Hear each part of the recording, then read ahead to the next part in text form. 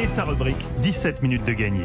Eva, qu'est-ce qu'on regarde ce soir à la télé ou sur les écrans? Non, c'est sur les écrans. Documentaire événement, c'est à voir sur Netflix. Sur un homme, écoutez, vous allez essayer de reconnaître sa voix. We're not brutalized because we're Muslims. We're brutalized because we are black people in America. Vous avez reconnu Martin Mathieu? Luther King. Presque, non pas tout à fait. Caramba, encore raté. Malcolm X, c'était la voix de Malcolm X, c'était il y a 55 ans. Petit retour en arrière, le 21 février 1965, il était assassiné lors d'un meeting à Harlem, sous les yeux de sa femme et de ses enfants.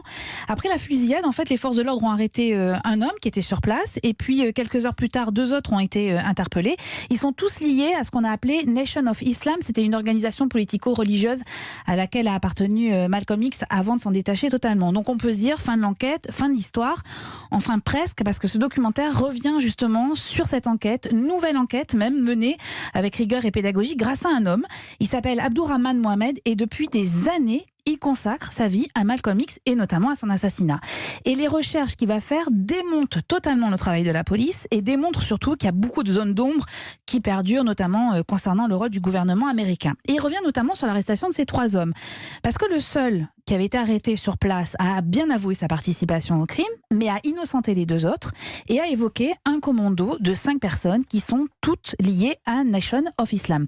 Eh bien, la justice n'a jamais enquêté sur cette déclaration. C'est un seul des petits éléments révélés dans ce documentaire. Vous en verrez, il y a beaucoup de scoops, comme on dit.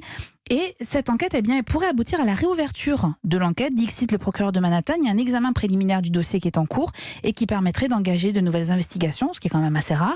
Ça s'appelle Qui a tué Malcolm X et c'est à voir sur Netflix en 6 épisodes. C'est bien fait en termes de documentaire, genre c'est prenant. Il y a des cliffhangers. Il y a des cliffhangers. Le récit est génial, les archives sont incroyables et le nombre de témoignages est absolument bluffant. C'est vraiment très très réussi. En 3 minutes, on en a gagné 17.